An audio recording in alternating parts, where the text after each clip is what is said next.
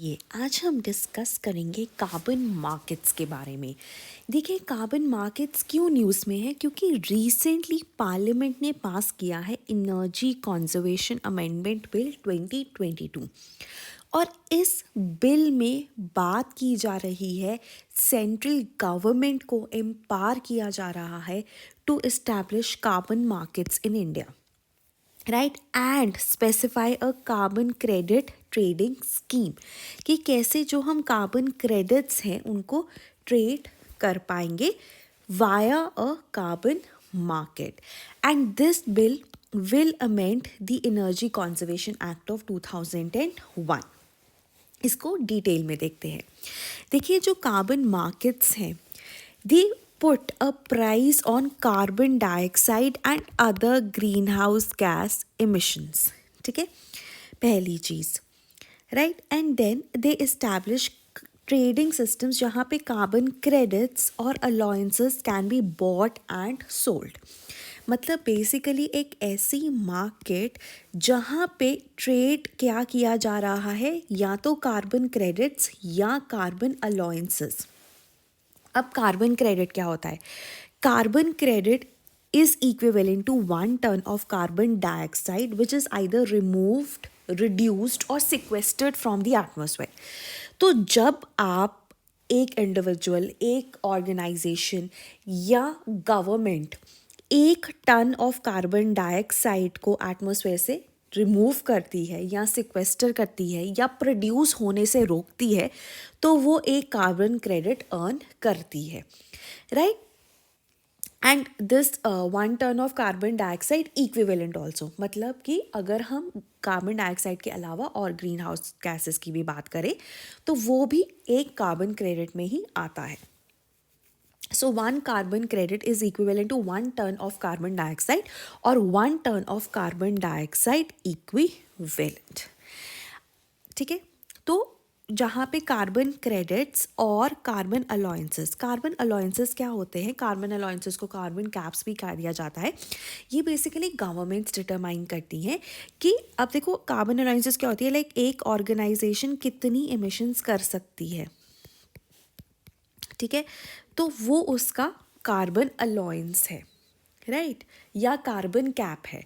जैसे आपने सुना होगा ना, हम कैप एंड ट्रेड की बात करते हैं कि जहाँ पे एक ऑर्गेनाइजेशन को एक कैप दे दिया या एक अलाउंस दे दिया कि सपोज वो एक साल में 100 यूनिट्स ऑफ कार्बन डाइऑक्साइड या कार्बन डाइऑक्साइड इक्विवेलेंट एमिशंस कर सकता है। So this is the carbon allowance that has been given to it और carbon cap that has been given to it. अगर तो ये उससे ज़्यादा करता है तो इसको क्या है, इसको जो एडिशनल यूनिट्स है ना, उनको मार्केट से खरीदना पड़ेगा। और अगर कम करता है तो इसके पास सरप्लस होगा और ये बेच सकता है। तो कम करने का आपके पास इंसेंटिव होता है, क्योंकि आप बेच कर पैसे अर्न कर सकते हो, और ज़्यादा कर रहे हो तो आपको पेनल्टी लगेगी क्योंकि आपको खरीदना पड़ेगा। तो एक तरह से ये कैप सिस्टम जो है, कैप एंड ट्रेड सिस्टम, ये इंश्योर करता है कि अगर हम कार्बन एमिशंस को कम कर रहे हैं थ्रू एडवांस टेक्नोलॉजी यूजर्स, तो हमें इंसेंटिव भी मिले, राइट। तो कार्बन अलाउंसेस और कार्बन क्रेडिट दोनों ही कार्बन मार्केट्स में ट्रेड हो सकते हैं। अब देखिए, कार्बन मार्केट का ना सबसे बड़ा इंपॉर्टेंस ये है कि जब हम एनडीसीज की बात करते हैं, nationally determined contributions under Paris agreement, तो उसमें अगर हमें एनडीसीज को अचीव करना है तो one of the most important aspect is carbon market.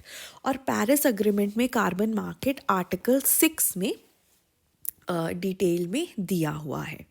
In fact article 6 में हमने वीडियो भी बनाया है, अगर आप देखना चाहें तो आप सर्च कर सकते हैं और उसे देख सकते हैं। अब कार्बन मार्केट ना ब्रॉडली 2 तरह की होती हैं, compliance market and voluntary markets. अब नाम से ही पता चल रहा है, वॉलेंट्री मार्केट्स होती हैं, यहाँ पर ना बेसिकली प्राइवेट ऑर्गेनाइजेशंस, ठीक है, इंडिविजुअल्स, ये सब आते हैं जो कि वॉलेंटरली कार्बन क्रेडिट्स को खरीद सकते हैं, ठीक है।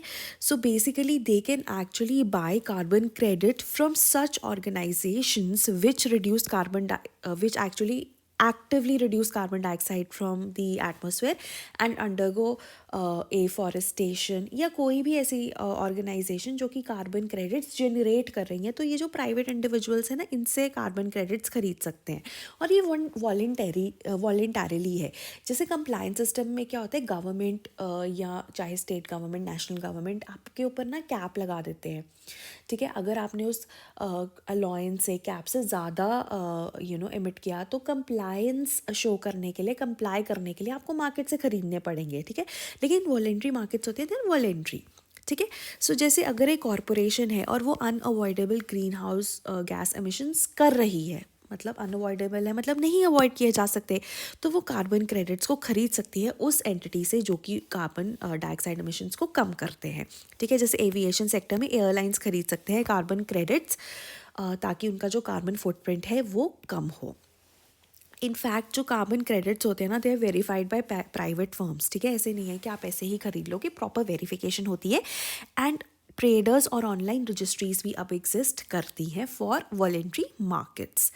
देन कंप्लायंस मार्केट्स, जैसे कि मैंने आपको बताया, ये पॉलिसी ड्रिवन होती हैं। ये गवर्नमेंट जो है आपको जैसे आपको एक अलाउंस देता है, एक कैप देता है, and then you have to stick to that allowance, that cap, ठीक है।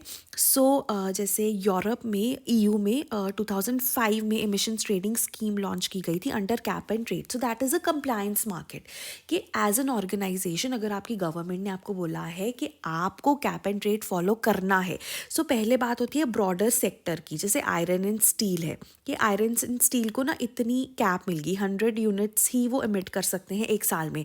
तो जितनी भी आपकी एरिया ऑफ जुरिस्डिक्शन के अंदर आयरन एंड स्टील इंडस्ट्रीज आएंगी, उनको फिर फर्दर ब्रेक डाउन किया जाता है।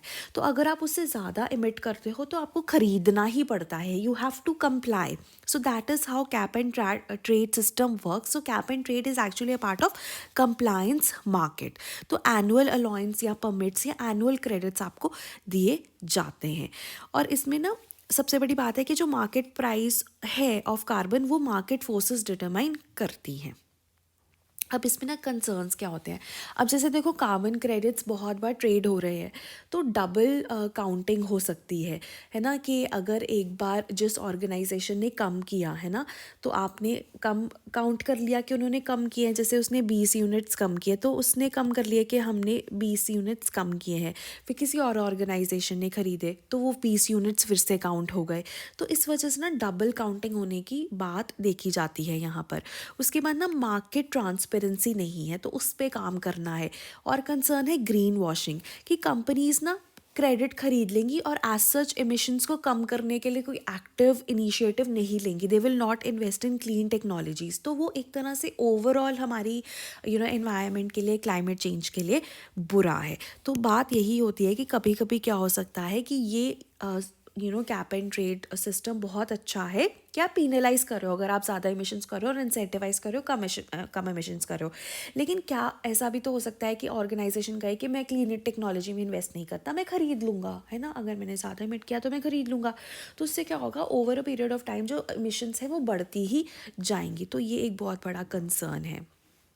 अब अगर हम एनर्जी कंजर्वेशन अमेंडमेंट बिल की बात करें, तो ये सिंपली सेंट्रल गवर्नमेंट को एम्पावर करता है to specify a carbon credits trading scheme, है ना। अब ये सेंट्रल गवर्नमेंट या फिर कोई ऑथराइज्ड एजेंसी वो कार्बन क्रेडिट सर्टिफिकेट्स या कार्बन क्रेडिट्स इशू करेगी टू कंपनीज और even individuals who are registered और कंप्लाइंट विद द स्कीम। और ये ट्रेडेबल होंगे। At the same time voluntary basis पे भी आप इनको खरीद सकते हो। तो कंप्लायंस और वॉलेंट्री मार्केट दोनों ही पार्ट होंगी हमारे देश में जो कार्बन मार्केट्स ऑपरेट करेंगी उसका। बट इसमें ना कंसर्न्स है कि अब इसमें ना इन्होंने ये क्लैरिफाई नहीं किया कि कैप एंड ट्रेड सिस्टम होगा या कोई और सिस्टम होगा, और कौन सी मिनिस्ट्री लेके। अब देखो it is not specified which is the right ministry, है ना, इस स्कीम को लाने के लिए। क्योंकि अगर हम USA UK की बात करें तो इन्वायरमेंट मिनिस्ट्री ने फ्रेम किया है कार्बन मार्केट्स के बारे में, लेकिन इंडिया में पावर मिनिस्ट्री ने किया है, क्योंकि एनर्जी कंजर्वेशन अमेंडमेंट बिल या energy conservation act power ministry के अंडर आता है। तो ये भी एक कंसर्न है कि they are not that well equipped with the nuances of climate change. Then concern ये है कि ये जो सर्टिफिकेट्स होंगे कार्बन क्रेडिट सर्टिफिकेट्स, क्या ये ऑलरेडी एग्जिस्टिंग स्कीम के साथ इंटरचेंजेबल हैं? जैसे अभी आर ई सीज एग्जिस्ट करते हैं, ई सर्ट्स एग्जिस्ट करते हैं, तो उनके साथ कैसे ये एसोसिएट करेंगे, उस पर भी क्लैरिटी नहीं है. So this was regarding the energy conservation amendment bill of 2022 and the associated carbon markets. अगर आपको कोई भी डाउट है इसमें तो आप प्लीज़ मुझे कमेंट्स में पूछ सकते हैं. Thank you.